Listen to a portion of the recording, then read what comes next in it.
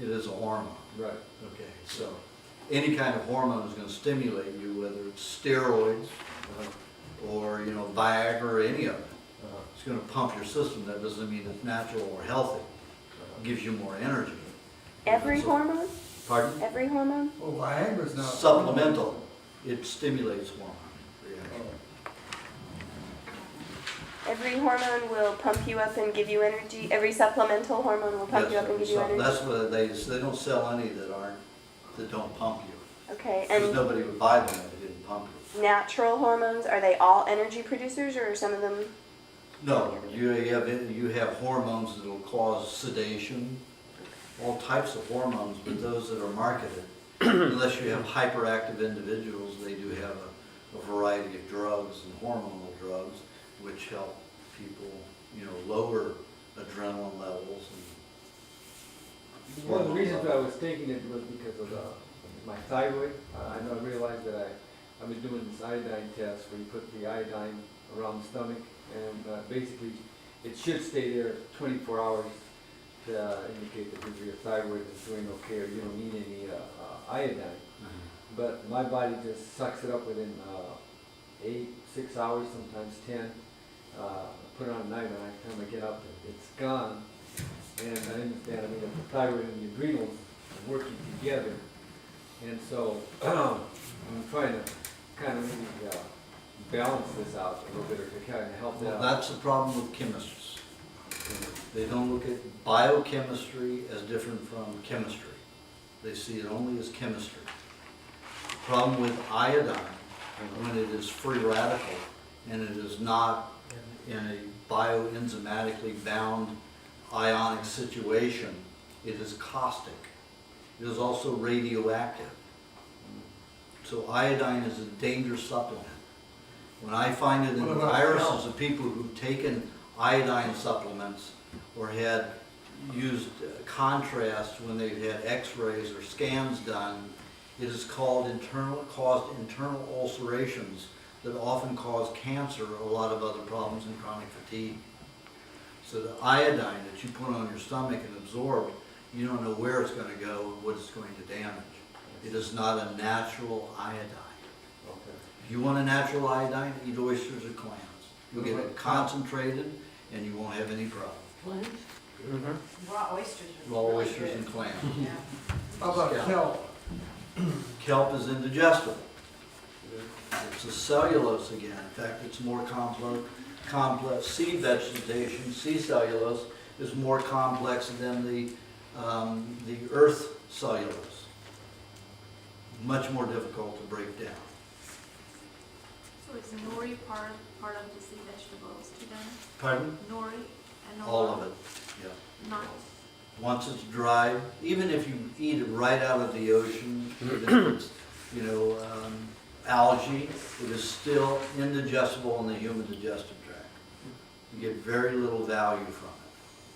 Fish are made to eat it. Vegetarian animals, herbivores are made to eat vegetation. We are not. We don't have that kind of system.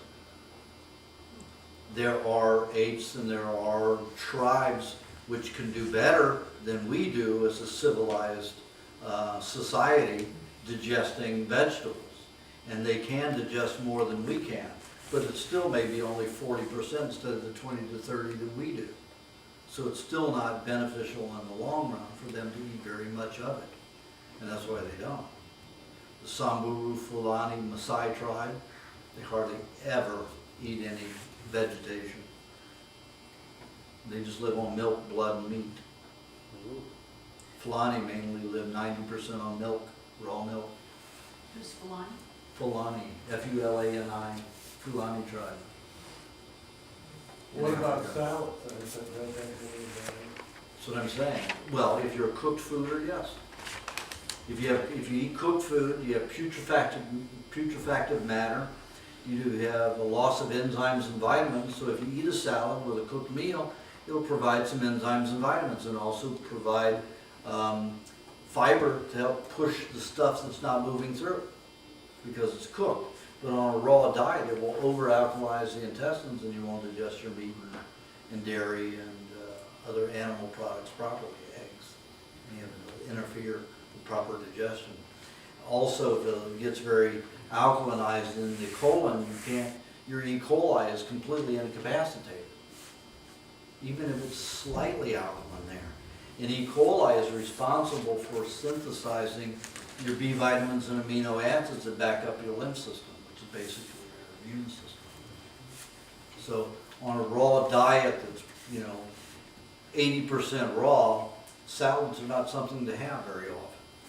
If you're 100% raw, you shouldn't have one, but on maybe once a year, once every 6 How months. about tomatoes?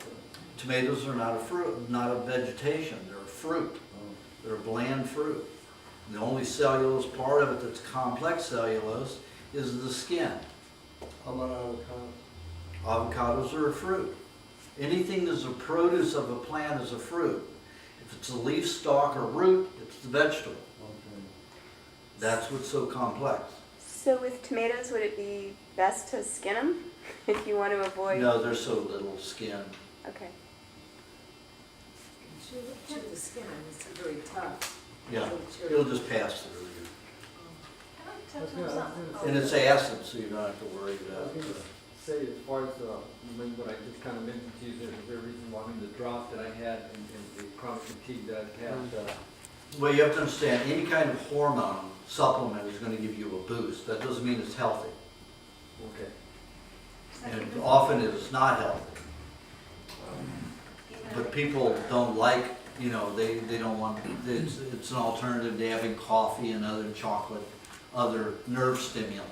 So it's something that I have to go through like a detox to kind of, just let it go natural and, Well, it depends on what you're eating. You need to eat lots of meat if you're fatigued. Meat and fat together. And if you're not eating meat and fat together, you're not going to build your own hormones. If you're eating them together and you're eating enough, you're going to build your own hormones. And they won't be toxic. DHEA is toxic. Stores in the nerve endings. Can cause the cancer to progress very rapidly when it collects enough in the body. So the same is true for thyroid supplement. Oh, it's even one of the thyroid's one of the worst. So, Brain killer. but if someone's thyroid is not working, then There are, all of your glands can supplement for other glands. You have parathyroids that I've seen, I would say probably 50% of my clients have malfunctioning thyroids. But their parathyroids are very active. They're way overactive and they're making up for the inactivity of the thyroid. The adrenals can overproduce and the body can convert some of that adrenaline into any other hormone to supplement in the body. People just don't eat enough raw meat and raw fats together to make sure that the body can do its balancing act. Most people are shoving cooked foods into themselves all the time. Well, the heterocyclicamines, the lipid peroxides, the acrylamides, all the poisons that go with it without the vitamins and enzymes, their body can't function properly. So when you're on this kind of a diet, you have to have a different thinking. You don't go out there for supplementation. and that doesn't tap your adrenals or overstress them if they're trying to make up for low thyroid issues or anything. If you're eating properly and those are healthy glands, no. Look at it this way, the stress in our environment is very minimal. If you go out and live outdoors, where you're living outdoors every minute, you're out in the wind, you're out in change, the temperature changes, you're dealing with the sunlight, you're dealing with the coldness of the night, you're dealing with wind chill factor, that's stressful. And you can imagine living in Alaska and going through it, and these people are going to live in Alaska and do that. And they do it very easily as long as they're on these raw foods, which are predominantly fat and meat. And they can handle it all easily and be one of the happiest races in the world. If you're eating properly, your body can do a lot and handle the little stress there is in our environment. The worst thing we have in our environment is pollution. Air pollution, water pollution, all of that. If you can get beyond that, eat well enough, then it won't affect you as much. So you're saying if someone has a very low thyroid, not to take even natural thyroid? Absolutely. Well, if you're gonna take, if you want a natural thyroid, take thyroid, eat a thyroid gland. That's the only natural thyroid you're gonna get. Is that dangerous? How do you monitor to not get too much that way? Well, you just eat one, and how long it takes you to start feeling fatigued again, or lower energy, which is, usually comes with a low inactive or lowly active thyroid, or an inactive thyroid. And then you just eat it again. When I first ate one, it lasted for about 3 months. The next time it lasted for 6 months. The next time it lasted for 12 months. The next time it lasted for 18 months. The next time it lasted for 3 years. Where you get it at? Their sources. Your sources, Yeah. okay. Now I remember. Check with Kathy if you want sources. All right, okay. With regard to that, I remember you mentioning that sometimes the thyroid might be malfunctioning because it's loaded with toxins, and so an individual might want to take a certain amount of time to clear it before they start eating glands to help rebuild it. No, Is if that you're what eating that means? high glands, High gland. you might want to wait till you've strengthened your cells a little bit. So you're But talking. if you're eating, fresh thyroid, that's fine. If you're eating high thyroid, you might want to take some time to build your system before you force a detoxification. Like a year would be safe? Depends upon it. Okay. Yeah, a year's usually safe for anybody. How would you know that your thyroid is malfunctioning? Well, I can tell by looking at the palms. But if you have enough energy in your day and you can walk and get where you need to get and you're okay, then your glands are functioning well enough. What about attention? That has to do with protein deficiency. If you don't have clear thinking, that means your body's using carbohydrate as fuel and you've got too many advanced glycation end products or acrylamide that you're eating cooked, floating in blood causing stickiness in the nervous system. When you make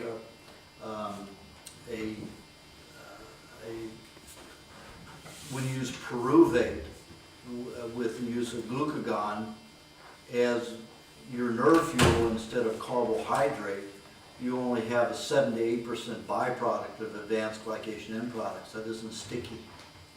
But with carbohydrates, you have a 70 to 90% byproduct of advanced glycation end product. So the whole brain gets sticky, and that's what causes the attention deficit disorders. But if you start your day off, after a juice, an hour later, you start your day off with the meat and fat, you're going to be clear thinking.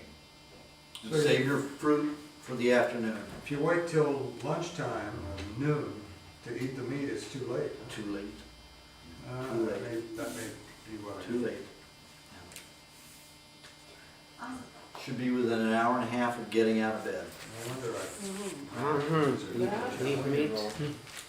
But it's even better if it's not an hour and a half. You get up and have a juice immediately, and 45 minutes to an hour later have your meat meal, you're going to function and think a lot better. You have more clarity, more focus, Even in the middle of the afternoon. even in the middle of the afternoon. Because it burns slowly. It isn't like carb. It doesn't burn up in a massive combustion. Okay, next question. Well, one of my questions, what you already answered, was about the body being too acid, that cancer grows in an acid phase. And what about a hiatal hernia with acid backing up in your throat? What can you do to stop that? Well, I mentioned that in the book. The hiatal just means that you have a lot of toxic. One of the places where the stomach secretes its hydrochloric acid is through the stomach walls, and it can also absorb into it. And when it does that, it gets into the tissues. If you're eating a toxic diet of cooked foods with all the acrylamides and the lipid peroxides, that's going to create an acidic condition that it gets into your tissues because you don't have enough mucus coating the mucous membranes of the alimentary canal. It's going to absorb into those tissues. And when it does right into the hiatal, which is the membrane from the stomach and lungs, it's going to cause heartburn and dumping because it will dump its acids right into the esophagus. and it will cause burning. And you have to detox. I've never had burning, but I had pneumonia, and after the last time with pneumonia, they said I ripped the tissue, coughing so bad. And I've had this reflux. I've never had heartburn, but I have a stupid cough for years that is causing. You've got all that acidic tissue in your, acidic compounds in your tissue, and causes ulcerations that don't heal. Basically, that's what hernia is. Hernia is like an ulcer or psoriasis, where it doesn't heal. So, This diet I've been on for 6 months hasn't stopped that. well, it takes a certain kind of eating and a certain program to focus on that. And it depends upon your system, so I can't tell you because I don't know your system specifically. Okay, Louis, do you have a question? Yes, recently I detoxed with a severe cold, and I suspect maybe because weeks earlier I had been exposed to a lot of toxic fumes. But this was the first time I had detoxed with a cold in, 3 or 4 years, I think. Anyway, it was quite severe, and I followed the recipe book for what to take when you have cold or flu symptoms. And the fruit shakes and the pain formula and all that. But my question is, why did I feel so severe? The most severe headaches I've had in a long time the first night, and I just had to go through it. And by taking these detoxing formulas, did that make it more severe or less severe? Just what was exactly the role of the detoxing formulas in my case? Well, you've asked the questions, and I'm going to have to give compound answers. Whenever you have a detoxification like a cold or a flu, it is the end of a detoxification. Your body may have been breaking down tissue for months, even years. Either you had a viral or bacterial or parasitical in there eating up the decaying tissue, or the virus dissolving it. Collects in the lymph and other tissues. Then when the body's ready to dump it out the mucous membranes, that's when you have the mucus flow. Like after having the Novocaine here. Every 3 days, I go through, my eyes just start creaming. Literally get a cream out of my eyes. And the nose starts running. And it may last a couple of hours and then go away for 3 or 4 hours and come back again. But it happens only 1 day every 3 days. It's the way the body expresses it to get rid of it. But when you're going through a cold or a flu, that is the end of a very long cycle of detoxification. So that's the healing crisis where you're getting rid of the bacteria, you're lowering the bacteria levels, you're no longer manufacturing the viral levels for the solvents to dissolve tissue. Now, viruses are not alive, they don't self-replicate. It's like saying Tide, because it's in everybody's home, self-replicates. We have industries in the body, sub-laboratories, sub-particle laboratories, that produce these soaps called virus. Virus dissolves cells and tissue that bacteria and parasites cannot eat because it would kill them, it's too toxic. So the body builds viruses, which are soaps, to dissolve it. Medical profession loves to scare you with viruses. They're going to get you, they're contagious. It's bullshit. Is Tide contagious? Is what, Tide? Tide contagious? Tide, the soap. Soap. I think so. No. So, and you're saying the viruses, they have a certain, like job to deal with parasites or something? What did you say? No. I didn't get what you said. Parasites and bacteria can eat organic tissue, break it down, even if it's toxic, and eliminate it from the system. If it is too toxic with our industrial pollutants, the body has to use solvents, like virus to dissolve these compounds. Those wastes are highly toxic. You take a vulture or a crow and they'll eat this whole animal and they'll put a turd out this big the next day. They've reduced this huge animal to a turd. That's what, and that's the toxicity that prevents a lot of pollution, air pollution, gas pollution in our atmosphere. That's what viruses and parasites, bacteria and parasites do. When the body uses virus, it isn't the same thing at all. It does not consume it. It is a solvent, it is a soap. It is a chemical that dissolves, and you have all of this fluid that will come around and dilute it. So you have this vast amount of waste product. Bacteria and parasites are better. They reduce the product so it can be eliminated. A lot can be eliminated in a short period of time. When your body uses virus, you have all this accumulation of waste product that is diluted and everywhere. Very difficult. The more industrial we get, the more polluted we get, the worse it gets for us. And the more our bodies have to use viruses rather than bacteria in the help of parasites. And, over in Thailand, these people take, the medical profession has got them thinking, I put aloe vera, cut some fresh aloe vera and put it on my lip, and here, the doctors went nuts because it wasn't sterile. And they've got all of these people thinking that if you come in contact with somebody, and about every 3 or 4 hours you have to take a shower. So some of these people take 4 to 8 showers a day, and they use soap after soap after soap. That soap gets into the body and keeps destroying bacteria. So the only thing they can use to dissolve anything in their system are viruses, which is a lot more toxic. If you use bacteria and parasites, it's easier. So they've got, all the medical profession has these small third world countries completely brainwashed. And most everybody here in this country too. Everybody's afraid of everybody. Look at Hulda Clark running around with gloves. You won't touch anybody. Who's that? Hulda Clark, Dr. yeah. Clark. And you take anti-parasitical materials, drugs to get rid of your parasites. Best friends, they want to kill your friends. The flu shots are out now. Pardon? The flu shots are out. And they say people are being killed from the flu, but that's not from that. Some people have died from the flu shot. Oh, that's Yeah, what we they- got from the flu shot. You're saying that viruses and parasites and all these other things, they're actually, we don't.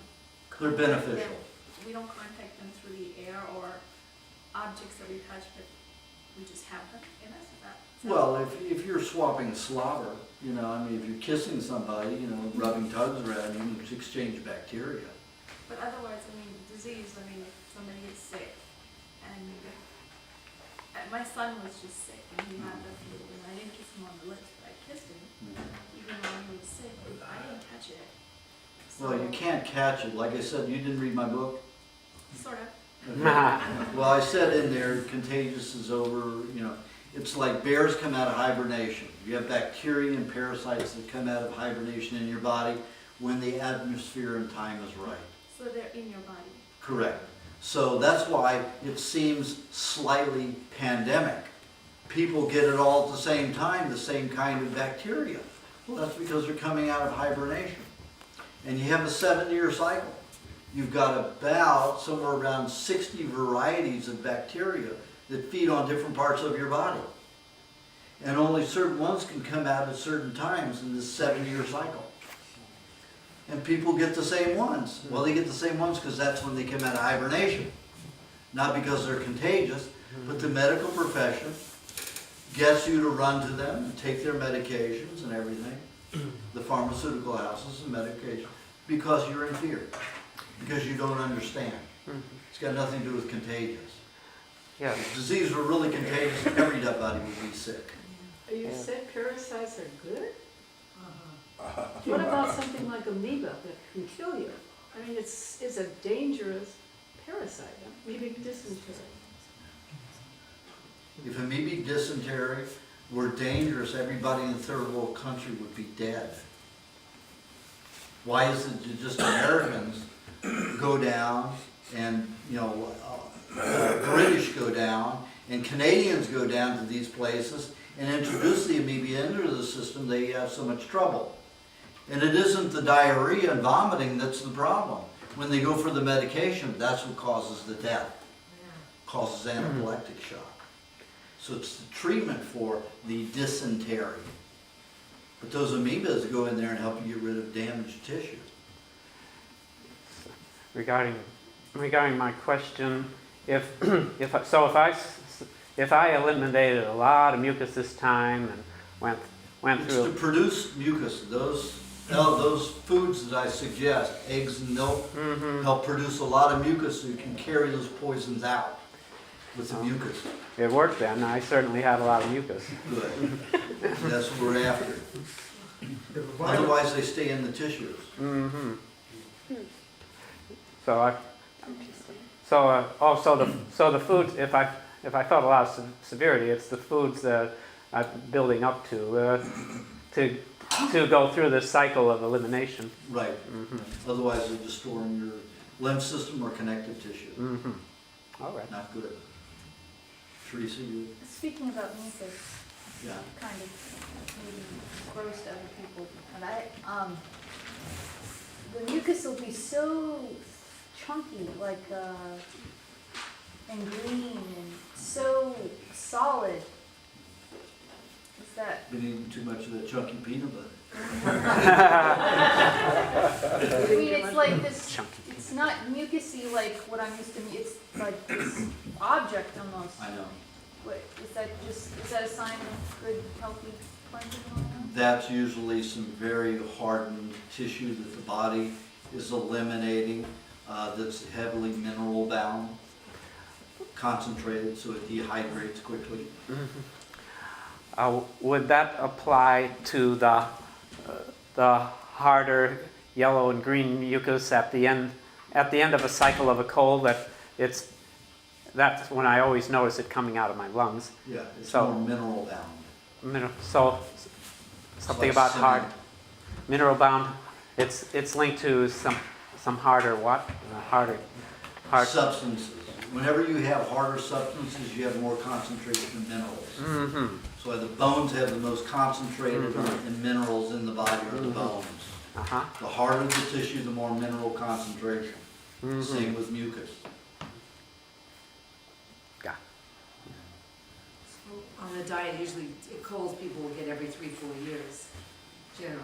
Well, I like people to get it several a year. Yeah, you can.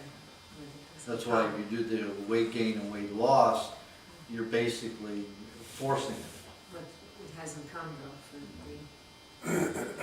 So if I have more colds, once I'm on the weight loss and weight gain, I should consider myself grateful.